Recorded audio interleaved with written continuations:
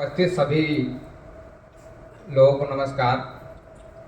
और ये समिति हमसे किसी के माध्यम से जुड़ी थी और चंद्रपाल सर हमसे 3.5 साल के लगभग से जुड़े हुए और हमारी हमेशा मदद करते रहते हैं। जब भी मैंने इनको कहा कि सर मुझे परेशानी है तो कहते हैं कोई नहीं अगले महीने, और अगले महीने इनको इस बात की याद रहती है कि हमने इनको अपनी समस्या बताया है। इसके लिए इस समिति का बहुत बहुत आभार। और मेरी ट्रस्ट उर्मिला फाउंडेशन 2 लड़कियों से शुरू हुई, इस समय मेरे पास 30 लड़कियां हैं और आगे और बढ़ेगी। एक्चुअली ट्रस्ट में हम 3 लोग थे, आपको बताना चाहते हैं, तो लोगों ने मदद करना छोड़ दिया। एक्चुअली अकेला चलाता हूँ और चंद्रपाल सर का बहुत सहयोग रहता है। मेरे पास लगभग 70-80 डोनर हैं, जिसमें से चंद्रपाल सर बहुत विशेष व्यक्ति हैं हमारे, जो हमारे मदद के लिए तत्पर तैयार रहते हैं। इनको मैं बहुत बहुत धन्यवाद देता हूँ। और नेतागिरी करने का शौक नहीं मुझे, चाहत है समाज सेवा का दूसरा नाम बन जाऊं। श्री चंद्र प्रकाश कुलकर्णी। संस्थापक और प्यारे बच्चों, मुझे बड़ी खुशी हो रही है आज अपनी समिति की 4थी वार्षिक ग्राम सभा के बारे में बताते हुए कि जिसका स्थापना ऐसे समय हुई जब यहाँ पर कोरोना काल में लाखों लोग बेघर हुए, उनके परिवार टूट रहे थे,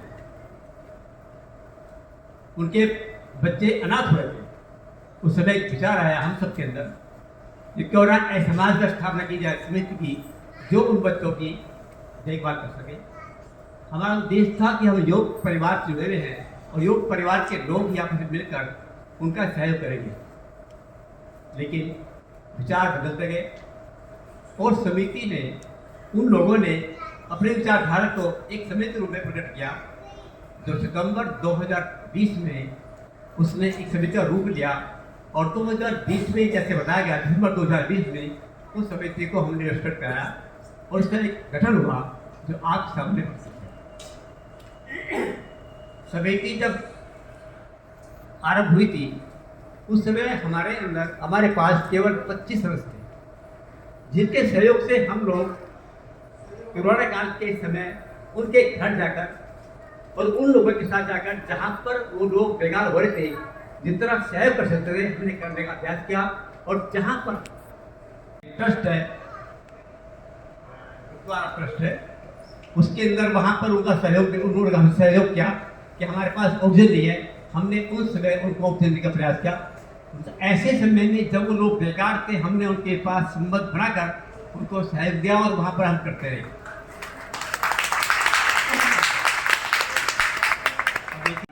क्यों ना हम समिति के अंदर आजीवन सदस्य बनाए।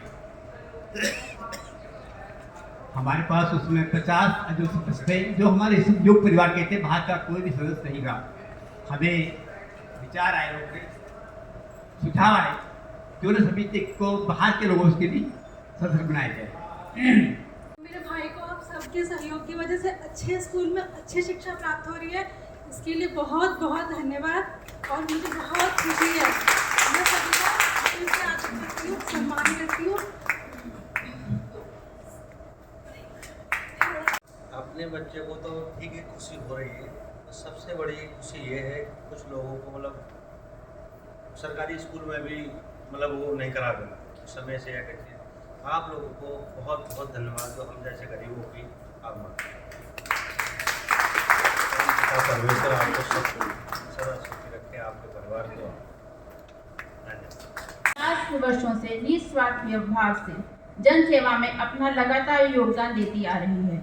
समिति की इस प्रगति रिपोर्ट को प्रस्तुत करने के लिए मैं एक बार फिर से श्रीमती शालिनी गोयल। कुछ सदस्य ऐसे भी हैं जो आजीवन सदस्य नहीं हैं लेकिन नियमित सहयोग करते हैं। पिछले वर्ष समिति ने जिन 7 बच्चों को पढ़ाई के लिए स्पॉन्सर किया था, उनमें सभी बच्चे नियमित रूप से स्कूल जा रहे हैं और अच्छा परफॉर्म कर रहे हैं। सभी बच्चे अगली कक्षा में प्रमोट हो गए हैं और कुछ बच्चों ने बहुत अच्छा स्कोर प्राप्त किया है। इस वर्ष समिति ने ऐसे ही 4 और बच्चों को चिन्हित कर स्पॉन्सर किया है। वह उनमें से एक बच्चे का admission NN Mohan public school में, एक छोटी बच्ची का एडमिशन होलीफील्ड स्कूल में, एक बच्ची का एडमिशन स्प्रिंगडल स्कूल में व एक बच्चे का एडमिशन सुदर्शन बाल विद्यालय में करवाया गया है। इन सभी बच्चों की फीस, बुक्स व स्टेशनरी का खर्चा समिति फंड से किया जाता है। समिति कार्यकारिणी के सदस्य बीच बीच में स्कूलों में जाकर यह भी सुनिश्चित करते हैं कि सभी बच्चे नियमित स्कूल जा रहे हैं या नहीं और पढ़ाई में कैसा परफॉर्म कर रहे हैं। हर वर्ष की भांति इस वर्ष भी विभिन्न संस्थाओं, अनाथ आश्रम, कुष्ठ रोग आश्रम में उनकी ज़रूरत के मुताबिक कपड़े, दवाइयाँ या राशन का सामान उपलब्ध करवाया गया, जिसकी सूचना हर माह व्हाट्सएप ग्रुप पर दे दी जाती है। इस वर्ष एक भंडारे का भी आयोजन किया गया था, जिसमें लगभग 500 लोगों ने प्रसाद प्राप्त किया। समिति की वेबसाइट व फेसबुक पेज को भी नियमित अपडेट किया जाता है, जिससे समिति के कार्यों की जानकारी ज़्यादा से ज़्यादा लोगों तक पहुंचा सके। हर 2 महीने में समिति कार्यकारिणी की गुप्ता सर की अध्यक्षता में एक बैठक आयोजित होती है, जिसमें समिति के पिछले कार्यों की प्रगति की समीक्षा करते हैं व आगे किए जाने वाले कार्यों की रूपरेखा बनाते हैं। व्यापार हो, परिवार हो या समाज, बच्चे हमारे देश का, हमारे समाज का भविष्य है। परंतु कई बार विपरीत परिस्थितियों की वजह से योग्यता होते हुए भी कुछ बच्चे अपनी शिक्षा के मूल अधिकार से वंचित रह जाते हैं। वसुंधरा जन सेवा समिति ने इस पहलू पर चिंता जताते हुए अपने सामर्थ्य के अनुसार कुछ बच्चों को शिक्षित करने का बीड़ा उठाया। ऐसे बच्चों की खोज की गई जो पढ़ना चाहते थे, परंतु आर्थिक तंगी के कारण उनके अभिभावक उनकी स्कूल की फीस, किताबों व यूनिफॉर्म का खर्चा उठाने में असमर्थ थे। मुझे ये अनाउंस करते हुए बहुत गर्व, हर्ष एवं भावुक महसूस हो रहा है कि इस समय वसुंधरा जन सेवा समिति ऐसे 11 होनहार बच्चों की शिक्षा, किताबों एवं यूनिफॉर्म आदि का पूरा खर्चा उठाकर उन्हें जीवन में सफलता की राह पर आगे बढ़ने का मौका दे रही है। मैं इन सभी बच्चों से निवेदन करूंगी कि जैसे एक्सपेंस पे आते हैं, पूरे साल जो हमारे एक्सपेंस हुए हैं, जो पिछले साल जो हमारी एजीएम हुई थी, जो हमारा खर्चा आया था वो 11,880 का आया था। उसके बाद जो विभिन्न जरूरतमंद जो संस्थाएं हैं, जो एनजीओ हैं, जहां पर हम पूरी साल जो आप लोगों से सभी से जो दान प्राप्त होता है उससे जहां पर हम सहायता देते हैं, सपोर्ट करते हैं, सहयोग देते हैं, जैसे कि कुष्ठ रोग आश्रम्स हैं विभिन्न जगह पर, दिल्ली में, एनसीआर में, ब्लाइंड आश्रम्स हैं, अनाथालय हैं, वरिष्ठ नागरिक सेवा सदन हैं, वृद्धाश्रम्स हैं। इस प्रकार सभी जगह देने के बाद और उसमें आपकी प्रिंटिंग और स्टेशनरी का भी कुछ एक्सपेंस है। इन सबको मिलाकर एक योग इसमें नहीं है शीट में। जो हमने 11-12 बच्चे जो समिति की तरफ से जिनको हम पढ़ाई के लिए सहयोग करते हैं, उसका एक्सपेंस हुआ है पूरी साल 1,70,273। ये थोड़ी बड़ी राशि है, इसलिए मैंने इसकी अलग से बोल दिया है। तो इस प्रकार सारे वेबसाइट मेकिंग चार्ज है 4,000 का। इस प्रकार सारे एक्सपेंसेस को मिलाकर और जो हमारी आय है, उस आय में से एक्सपेंसेस अगर हम घटा देते हैं तो आज की डेट में जो over excess of income over expenditure, मतलब हमारे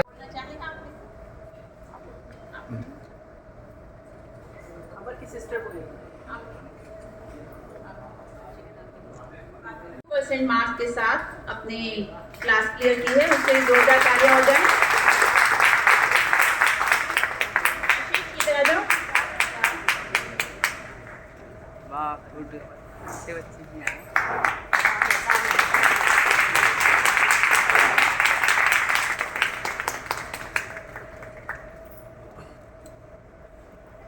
सेकंड प्राइज गीता आई नहीं है, उन्होंने 4th में है या हमारे रिश्तेदारों में भी सब सुविधाएं हैं उनके पास, अच्छे रूम्स हैं, अपने पढ़ने के लिए अलग से स्टडी टेबल्स हैं, अच्छे स्कूल में पढ़। मैंने पिछली एजीएम में भी कहा था कि अपना छोटा छोटा संशोधन, मैंने इवन फिगर भी दे दी थी कि कुछ नहीं तो कम से कम 50 रुपये माह जरूर इसमें जमा करें, और जो एक मुश्त जमा कर सकता है वो महीने भर में या साल भर में 500 रुपये कभी जमा करें। छोटी छोटी अमाउंट से इन बच्चों का कुछ भला हो जाए और सेवा जो भी सूक्ष्म रूप में हो सके वो जरूर करें। पिछले महीने अभी ग्रुप में जो चले हैं कंट्रीब्यूशन जिनका आया, सेवा आई है, वो ऐसे ही आते रहे और इन बच्चों के भविष्य के बारे में सेवा समिति सोचते रहे, जिससे बच्चे अपने स्वर्णिम भविष्य में खुश रहें, खुशहाल रहें। धन्यवाद। कुछ रोगियों व उनके परिवारों का लालन पालन शुरू से करते आ रहे हैं, बहुत अच्छा काम कर रहे हैं। सर, आप कुछ बोलना चाहेंगे समिति के बारे में? मैं सब गण को नमस्कार। मैं हूँ पद पे पंडित हूँ और जितने भी यहाँ के सदस्य जाते हैं वो हमारे सहयोग करते हैं, दवाई से लेकर के, पट्टी से लेकर के, बलम से। लेकिन मैं यही इन लोगों से अब कहना चाहता हूँ कि ये आश्रम में जो बत्ती की समस्या है ये लोग अपना दूर कर दें। यही मैं इन लोगों से प्रार्थना करता हूँ कि जो बत्ती की समस्या है, हमारे पानी की समस्या है, ये बहुत दिक्कत होती है। इन्हीं लोग बहुत इन लोगों को धन्यवाद देता हूँ कि जा कर के सहयोग देते हैं। इन लोगों को मैं बहुत वो भी उससे भी समिति लगातार जुड़ी हुई है। इसकी पूरी लिस्ट ऑफ मेंबर्स जो लाइफ टाइम मेंबर्स हैं उनकी भी, और उसके अलावा आप इस समिति में कैसे अपना दान दे सकते हैं, उसकी बैंक डिटेल्स, उसका पेटीएम नंबर, उसकी वेबसाइट, उसकी फेसबुक पेज, सभी के बारे में पूरी जानकारी दी गई है। आप सभी को भी ये पत्रिका दी जाएगी। एक बार जोरदार तालियां हो जाए सभी को।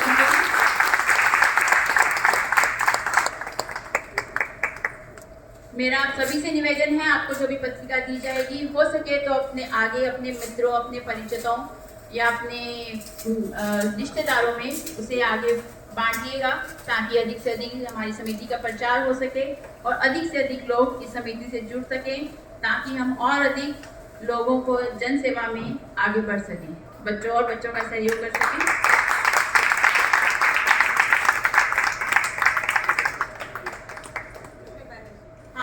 इसमें बैलेंस शीट दी गई है, जो भी पढ़ी गई थी। इस पत्रिका में बैलेंस शीट भी दी गई है, तो आप उसे देख सकते हैं। सदस्य बनाया और आज मुझे कहते बड़ा हर्ष हो रहा है, आज समिति के पास 138 आजीवन सदस्य हैं और हमारे पास लगभग 70 ऐसे सदस्य हैं जो आजीवन सदस्य तो नहीं है, लेकिन किसी किस्म में हमारा सहयोग कर रहे हैं। इस प्रकार हमारी समिति का एक 200 लोगों परिवार आपके सामने है। आपके सहयोग की वजह से हम लोग ये काम कर पा रहे हैं। अगर आपका सहयोग ना मिले तो समिति का कोई औचित्य नहीं है, समिति का कोई नाम नहीं है। समिति का नाम केवल आपकी वजह से है। और वो संस्थाएं जो आज बेसहारा हैं, जो अभी बताया मुनका जी ने कि 11 संस्थाएं हमारे पास है, जो कुष्ठ रोगी हैं, अंध विद्यालय हैं, हैंडीकैप हैं, अनाथ आश्रम है, जिनसे हमारा बड़ा परस्पर संपर्क होता रहता है और वो समिति हमसे सहयोग मांगते रहती है। समिति का एक उद्देश्य है, हम किसी को भी धन के रूप में सहयोग नहीं करेंगे। सामान के किसी भी सामान की जरूरत है तो सामान देंगे, या अगर जो बच्चे हम लोग द्वारा स्पॉन्सर किए जा रहे हैं उन बच्चों की फीस भी हम कभी अभियोग नहीं देते। उन प्रिंसिपल, उन स्कूल के अकाउंट में हमारी फीस आती है, हम डायरेक्ट किसको फीस नहीं देते। ये हमारा एक कन्विंस कर हमें पड़ोसियों को कि भाई हम क्या कर रहे हैं और क्या नहीं कर रहे हैं, ये बताने से फर्क पड़ता है। अब जैसे उन्होंने थोड़ा सा मुझे एक्सप्लेन किया इसके बारे में, तो मेरे बारे में अच्छी तरह से एक्सप्लेन कर पाएँ और उनको जोड़ पाएँ। धन्यवाद। हमारी कार्यकारिणी के जितने भी हमारे पदाधिकारी उन्होंने जो अपने विचार व्यक्त किए हैं उनसे मैं काफ़ी प्रभावित हुआ हूँ और मैं भी आजीवन सदस्य हूँ। और मैं ये कोशिश करता हूँ कि जो ये विचारधारा है इसके बारे में मैं दूसरे सदस्यों को बता सकूँ और यहाँ पर जो है जो लाइफ मेंबर्स हैं उनको बढ़ाने का मैं भी प्रयास करूँगा। और एक रिटायर्ड अध्यापक होने के नाते ये जो जितने बच्चे यहाँ पर आए हैं और जिनके बारे में हमें मालूम पड़ा तो ये मेरिटोरियस बच्चे हैं जो 85% तक मार्क्स ला रहे हैं, तो इससे मुझे बड़ा खुशी हुई है, क्योंकि मैं भी अपने कार्यकाल में इस तरह के बच्चों को बहुत मोटिवेट करता था। तो मेरी कोशिश आगे के लिए यही रहेगी कि समिति का जितने ज़्यादा से ज़्यादा मैं सहयोग कर सकूँ मैं करता रहूँगा। और लाइफ मेंबर बनाने का जो गठन है सब मुनीता जी ने सबने बता दिया। जज्बा एक जो होता है काम करने का वो कहीं से भी शुरू हो सकता है। मेरा डिपार्टमेंटल स्टोर छोटा सा था, तो ये शिव कुमार जी जो बुराड़ी से भी आए हुए हैं, ऐसे ही रसीद लेके आते थे जब तो ब्लाइंड आश्रम से आए हैं और कुछ मदद करना चाहो। तो बातों बातों में तब तक समिति बन भी चुकी थी। तो ज़्यादातर हम टरका देते थे कि मैं तो भाई सीधे दे आता हूँ, वो करता हूँ, पता नहीं रहता ना कहीं किसी का। तो बातों में बात भी क्या करते को भी ऐसे ऐसे लड़कियाँ हैं, उनका हम सहयोग करते हैं, ये करते, तो थोड़ी सी मन में अच्छा लगी। हमारा समिति का पहले ये होता था कि किसी ने बता दिया उसको पकड़ा दिया, ऐसा नहीं है। उनके बताई हुई जगह पे हम जाते हैं, सर्वे करते हैं, बाकी है भी आश्रम या ये ऐसी हवा में या पर्चियों पे चल रहा है। तो मैं, गुप्ता सर और 4-5 लोग हम इनके आश्रम गए बुराड़ी, केवल सर्वे के लिए। पहले कभी सहयोग हम करेंगे जरूर। और वहाँ बाकी देखा तो इनके जज्बे को सलाम करता हूँ मैं आज भी। वहाँ हमने पूछा भाई कैसे खर्चा करते हो, क्या करते थे पहले। तो ये इलाहाबाद के आसपास के कहीं मैं जगह भूल रहा हूँ। इन्होंने कहा सर मेरे जो भी 3-4 भाई थे, उन मेरे हिस्से में जो ज़मीन आई, वो ज़मीन उस टाइम पर जब भी आए होंगे कि 15-16 लाख रुपए की मैं ज़मीन बेच के और यहाँ पे आ गया हूँ, और उससे मैं ये खर्चा चला रहा हूँ। और वो फंड भी हमारे पास लगभग ख़त्म हो चुका होगा, थोड़े बहुत बचे हुए होंगे। तो जो आदमी एक आँख से देख नहीं सकता, लेकिन वो अपने ऐसे और लोगों की सेवा करना चाहता, उसके लिए तत्पर रहना चाहता, वो अपना सब वहाँ पे देख के आ गया। तो मैंने कहा कहीं ना कहीं मदद करनी चाहिए। तो हमने सबसे पहले यहाँ से इनको पूरा, वहाँ पर जितनी काउंटिंग थी, पहली बार में शायद 2 महीने का पूरा राशन, ये कहते हैं जब खत्म होता है राशन 3 महीने में, 2 महीने में, या कहीं से रिक्वायरमेंट नहीं आई, तब ये फ़ोन करते हैं कि इस बार से सब खत्म हो रहा, कहीं से कोई मदद नहीं मिल रही। तो फिर हम अपनी मीटिंग में प्रस्ताव रखते, भाई पूछते हैं कहाँ से आए। तो जब एक आदमी इस तरह से अपना जज्बा लेकर के मदद कर सकता है, तो हम लोग क्यों नहीं कर सकते हैं।